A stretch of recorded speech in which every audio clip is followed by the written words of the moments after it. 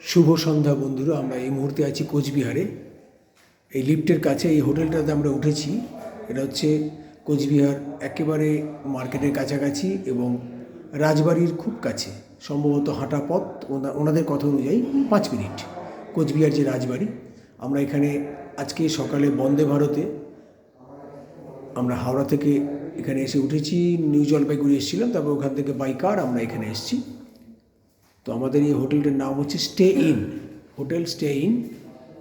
এই দেখুন হোটেলটি আমি দেখাচ্ছি আপনাদের।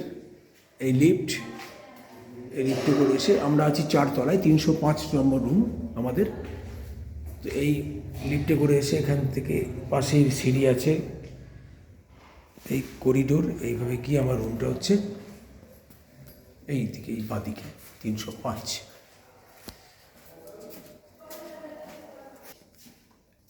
এই রুমে প্রবেশ করছি। দেখুন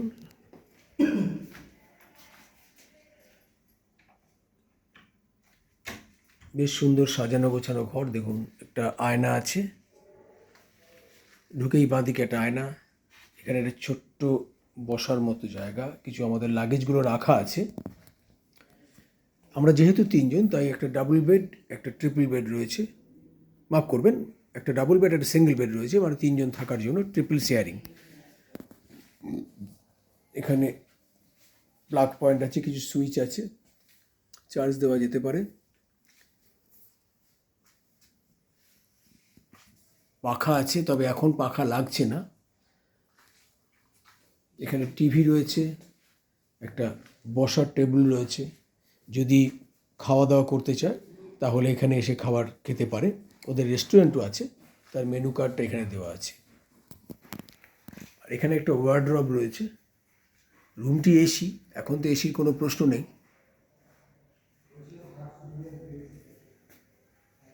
এবার আপনাদের ওয়াশরুমটা দেখাই।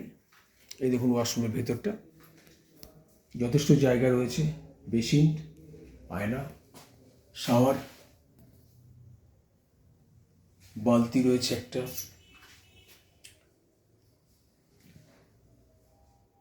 এক্সস্ট ফ্যান, গিজার, অর্থাৎ প্রয়োজনীয় সব কিছু আছে। এখানে টাওয়েল বা জামা কাপড় রাখার জন্য একটা জায়গা করা আছে। তো এই হচ্ছে রুম, যথেষ্ট ভালো রুম। আমরা চেয়েছিলাম 3 জনের অ্যাকোমোডেশনের জন্য যে রুম, তাই ওরা আমাদেরকে এই রুমটা প্রোভাইড করেছে। তো ছোট্ট ভিডিওটা আমি এখানে শেষ করছি। ধন্যবাদ। ভালো লাগলে লাইক, শেয়ার, সাবস্ক্রাইব করবেন। আবার পরে কোনো একটা ভিডিওতে আপনাদের সঙ্গে দেখা হবে।